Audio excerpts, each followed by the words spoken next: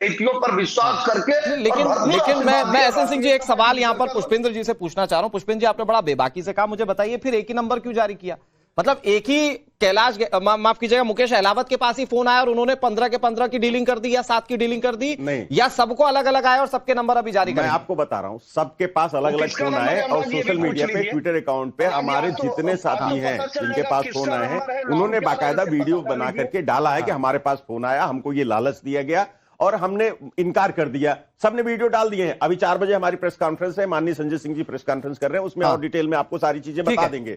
लेकिन मेरी बात सुन, अच्छा जल्दी से मैं ये कह रहा हूँ, भारतीय जनता पार्टी का ये पहले भी 2013 में भी यही किया था इन्होंने। एक्चुअली क्या कर रहे हैं ये मैं आपको बताऊं, जनता का ध्यान भटकाने के लिए इनको कोई सीट नहीं आ रही। ये दिल्ली में बहुत बुरी तरह से चुनाव हारे हैं क्योंकि दिल्ली की जनता जानती है कि इनको बाहर ही रखना ठीक है। भगवान राम का वनवास भी 14 साल ज्यादातर एग्जिट पोल बता रहे हैं, जनता ने इनको 27 साल से बाहर कर रखा है। इनका वनवास खत्म नहीं होने वाला, इनको माफ नहीं करने वाले। ओके, एक मिनट, लेकिन एग्जिट पोल तो आपका साथ नहीं दे रहे ना। एक मिनट, एसएन सिंह जी की आवाज उठा दी। एसएन सिंह जी प्लीज, पोल की क्या बात, एसएन सिंह जी प्लीज जल्दी से। पार्लर और स्पा चलाने वाली कंपनियां एग्जिट पोल कर रही है, इन पे कौन विश्वास करेगा? ये एग्जिट पोल आपको देखिए अनुराग जी, देखिए इनको किसी पे भरोसा नहीं है, इनको जनता पे भरोसा नहीं, इनको संविधान पे भरोसा नहीं, संवैधानिक संस्था पर भरोसा नहीं है। तो अनुराग जी से सवाल पूछ लीजिए कि हम जैसे कह रहे हैं कि आम आदमी पार्टी जो झूठ बोल रही है, आम आदमी पार्टी के ऊपर हम जो है मुकदमा दर्ज कराएंगे। क्या आम आदमी पार्टी जिस नंबर से फोन आया था उस पर मुकदमा दर्ज कराएगी? क्योंकि नहीं कराएगी, जानते क्यों नहीं कराएगी? तो हो सकता है संजय सिंह का कोई दोस्त हो, अरविंद केजरीवाल का कोई दोस्त हो, मनीष सिसोदिया का कोई दोस्त हो और झूठे नैरेटिव करने का कार्य किए, क्योंकि झूठ ही तो बोले हैं। कभी अल्लाह के साथ झूठ बोले, कभी जनता के साथ। ठीक है सर, ओके, लेकिन सच तो यह है कि जनता ने अपना मैंडेट दे दिया। मतपेटियां कल खुलेंगी और साफ हो जाएगा किसको कितनी सीटें आ रही। मैं आ रहा हूं एसएन सिंह जी और पुष्पेंद्र श्रीवास्तव, थोड़ा सा धैर्य से सुनिएगा। आजम खान जी समाजवादी पार्टी के प्रवक्ता हमारे साथ हैं। आजम खान सर, ये चुनाव आयोग ही आप लोगों के लिए सबसे बड़ा प्रश्न चिन्ह है क्या? मतलब अगर चुनाव आयोग पर ठीकरा फोड़ दिया तो मतलब सबसे पहला रिएक्शन ये दे दीजिए कि आप लोगों ने मान लिया कि मिल्कीपुर में हार गए, क्योंकि आप लोगों के हिसाब से तो चुनाव आयोग ने बैटिंग की है सरकार के लिए, तो कोई गुंजाइश नहीं है आपके जीतने की। फिर तो मतलब हार स्वीकार कर रहे हैं पहले नेशनल चैनल पर बैठकर। अनुराग जी, आज प्रेस कॉन्फ्रेंस करके माननीय अवधेश जी और पवन पांडे ने सारी बातें कही हैं। हम ये कह रहे हैं चुनाव आयोग और भाजपा की तमाम कोशिशों के बावजूद हम लोग चुनाव जीतेंगे।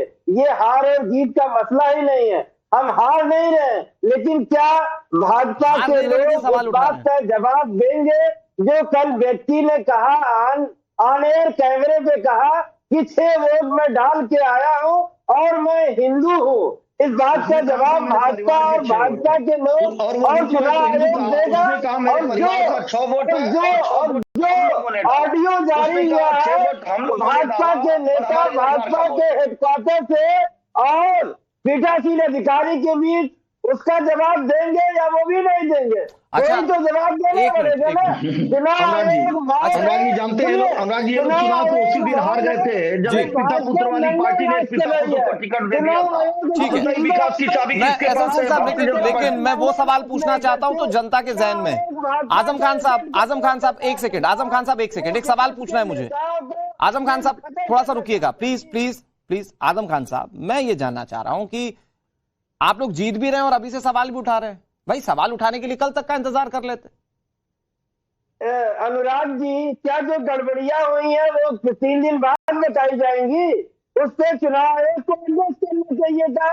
जब पार्लियामेंट में विपक्ष के नेता राहुल गांधी ने मान लीजिए महाराष्ट्र का केस उठाया, तो चुनाव आयोग की जिम्मेदारी नहीं बनती थी कि चुनाव आयोग उस बात को जवाब दे? चुनाव आयुक्त सर, आप लोग जिस तरह के आरोप लगाते हैं इसका मतलब ये कि सारी संस्थाएं, चाहे वो ईडी हो, चाहे वो चुनाव आयोग हो, सारी स्वायत्त संस्थाएं जो हैं वो सरकार के लिए काम कर रही हैं और फिर आप लोगों के पास देश में कोई विकल्प नहीं है। और फिर उसका दूसरा पहलू ये है कि उत्तर प्रदेश में समाजवादी पार्टी लोकसभा चुनाव में 37 सीटें जीत जाती है। मतलब अगर टेम्परिंग ही कर रही है बीजेपी, तो ऐसी टेम्परिंग क्यों कर रही है जिसमें जीत आपको मिलती है? पिछली बार के उपचुनाव में 9 में से आप 2 सीटें जीत गए थे, तो भाई अगर वो टेम्परिंग करके जीतते हैं तो फिर वो 2 सीटें आपके लिए क्यों छोड़ते हैं? चुनाव आयोग ने किस मैं आ रहा हूं एसएन सिंह जी, इसके बाद आ रहा हूं। चुनाव आयोग को जवाब देना चाहिए ना। क्या चुनाव आयोग मौन क्यों है? सर परेशानी क्या है आजम जी? परेशानी ये है कि जब मीठा मीठा लगा तो ठीक है, गपा गप खा लिया, कड़वा लगा तो आथू, फिर तो जो एग्जाम लेने वाला इन्विजिलेटर है वही गलत है।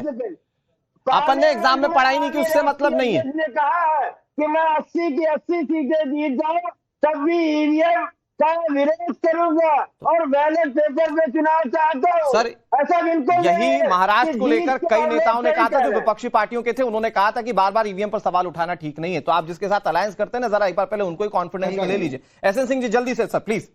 10 सेकंड। देखिए अनुराग जी, ये चुनाव तो उसी दिन अनुराग जी हार गए थे जब एक पिता पुत्र वाली पार्टी ने एक पिता पुत्र को टिकट दे दिया था। जनता ने पूछा कि भाई जनता का क्या भला है, पिता सांसद हो गया, पुत्र विधायक हो जाएगा, हमारा क्या हो जाएगा। और दूसरी बात आरोप का, तो आरोप का आदरणीय स्वर्गीय मुलायम सिंह जी ने कहा था, अपने रहते कहा था, भाई ये बड़ी दूसरे तरह की पार्टी हो गई है। जो पुत्र पिता की बात नहीं मानता है, जो समाज के साथ नहीं करता है, उसकी बात पे भरोसा मत करना। तीसरी बात मैं कह रहा हूँ, भैया आज विकास की चाबी किसके पास है? भारतीय जनता पार्टी के पास। बताइए वो सांसद कोई कार्य की, वो 2 कार्य गिरा दे। भारतीय जनता पार्टी मिल्कीपुर में, अयोध्या में 30,000 करोड़ का काम की। उत्तर प्रदेश की जनता विकास के साथ जाएगी, मोदी जी योगी जी के विश्वास और प्रयास के साथ। ओके, थोड़ा सा रुकिए आजम जी, एसएन सिंह सर प्लीज थोड़ा सा रुक जाइए। क्या असल बात यह है कि आरोप तो कई तरह के लगते हैं और उन आरोपों के पीछे बताया जाता है कि यहाँ जाति की पॉलिटिक्स हावी। अखिलेश यादव कह रहे थे कि एक पर्टिकुलर जाति के जो कुछ अधिकारी हैं वो तैनात कर दिए जाते हैं, वो प्रभावित करते हैं, चुनाव को टेम्पर करते हैं। मैं बात करूंगा एसएन सिंह जी, इस पर जवाब दीजिएगा प्लीज 1 मिनट। लेकिन मैं बहुत जल्दी से आपके पास आ जाता हूं महफिल साहब। मतलब अभी सारी राजनीतिक पार्टियों को सुन लिया आपने, ऐसा लगता है कि जब अपन चुनाव जीते तो सब ठीक है, फिर कोई दिक्कत नहीं, फिर तो ईवीएम ठीक है, जनता का भरोसा है, जनता ने आशीर्वाद दे दिया। लेकिन जैसे ही हारने पर आए तो या तो चुनाव आयोग की गलती, या ईवीएम की गलती है, या तो विधायक खरीदे जा रहे हैं। धन्यवाद। पहले तो आपको और पूरे देश को भारत माता की जय, वंदे मातरम। और मुझे तुलसीदास जी के द्वारा उत्तरकांड में रचित चौपाई याद आ रही है, झूठ ही लेना झूठ ही देना, झूठ ही बिछाना झूठ ही ओढ़ना, और झूठा भोजन झूठ चबैना। तो ये जो आज अरविंद केजरीवाल जी या अखिलेश यादव जी कर रहे हैं ना, ये इसी चौपाई से बिल्कुल तर्कसंगत लगता है कि आपको हर चीज में केवल झूठ बोलना है। आप देखिए, एक तरफ तो है महामहिम अरविंद केजरीवाल, जिन्होंने लगातार 10 से ज्यादा बार झूठ बोला।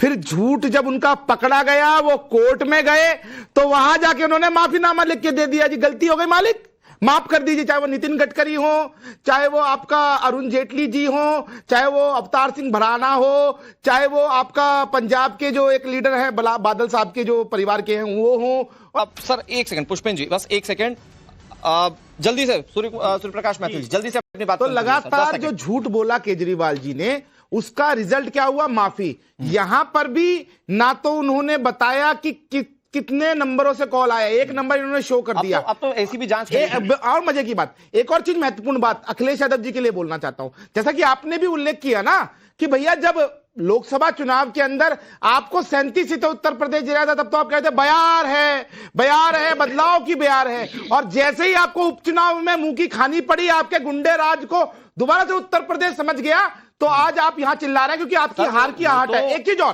जो जात पात में आप बांट रहे हो, जात पात में एक बार आजम खान साहब जाइए ना कुंभ में, वहां जाके देखिए 40 करोड़ के आसपास आंकड़ा पहुंच गया है। सारे सनातनी एक होकर स्नान कर रहे हैं, ना ठाकुर है, ना बनिया है, ना जाटव है, ना नाई है, ना धोबी है, सब सनातनी है। तो ये प्रोपेगेंडा चलाना बंद कर दीजिए। एक मिनट ठीक है मैथिल साहब, लेकिन अधिकारियों के जाति के हिसाब से पोस्टिंग वाली बात हुई थी। आजम जी 1 मिनट थोड़ा सा रुक जाइए, तो यहाँ एसएन सिंह साहब आ रहा हूं, एक सेकंड सर 1 सेकंड। लेकिन पुष्पेंद्र जी, मैं बहुत जल्दी से आपके पास आ रहा हूं। आकाशदीप मुनि साहब, क्योंकि आप भी आपके सपोर्टर हैं सर, तो मतलब भारतीय जनता पार्टी अगर वो आप लोगों पर, अगर वो खुद कॉल कर रही है तो खुद ही एसीबी के पास जाएगी, कहेगी कि इस मामले की जांच कीजिए।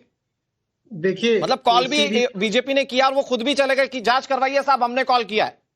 देखिए अनुराग जी, एसीबी भी उनकी है, एलजी भी उनका है, ये कल को जनता भी उन्हीं की हो जाएगी कि बोले नहीं साहब बीजेपी से मिली हुई है, जनता वोट दे दिया था। नहीं अनुराग जी सुनिए, 1 मिनट सुनिए, आप मुझे बताइए कि ना कि परवेश वर्मा अपने ही घर से पैसे बांटते हुए पकड़े गए, आपके कैमरा ने भी उनके पकड़ा। क्या किया चुनाव आयोग ने? जो जंगपुरा ने में साइलेंट पीरियड के तरह टाइम में ओपनली मनीष सिसोदिया जी ने पकड़ा कि ना कि पैसे बांटते हुए। क्या किया चुनाव आयोग ने? चुनाव आयोग चुप क्यों है इस पे? क्या इसके बाद भी आपको नहीं लगता कि चुनाव आयोग के जो कथनी और करनी में बहुत बड़ा अंतर है? सेक्रेटरी ये के सारे पास प्रश्न 5 लाख पूछे रुपए जाएंगे पकड़े गए लोग पूछेंगे। और उसने स्वीकार ये जो किया कि लोग हाँ कर रहे हैं, मैं आप मुझे आतिशी बताइए मारलेना कि का BJP के पर्सनल लोग सेक्रेटरी हूं और मैं ये वो पैसे आके बांटने के लिए ले एक जा रहा हूं। openly तोड़ तब रहे हैं आपने आम क्या आदमी किया? तब क्या आप ये लोगों ने कोई दिखाई नहीं कार्रवाई देता करी क्या चुनाव उसके आयोग को? ऊपर? आप मुझे बताइए कि अगर टीएन सेशन होते, आपको याद होगा टीएन सेशन, अगर टीएन सेशन होते क्या उस समय भी ऐसा ही होता? अच्छा, लेकिन आकाश TN सेशन होते क्या आकाश दीपुनी, फिर मुझे एक चीज बताइए, जो आप लोग आरोप लगाते हैं हर स्वायत्त संस्था पर, एक मिनट, बहुत छोटा सा रिएक्शन मैं चाहता हूं, उसके बाद मैं आ रहा हूं उसके बाद पुष्पेन जी। अच्छा पुष्पेन जी, आप ही जवाब दे दीजिए कि आप लोग जो आरोप लगाते हैं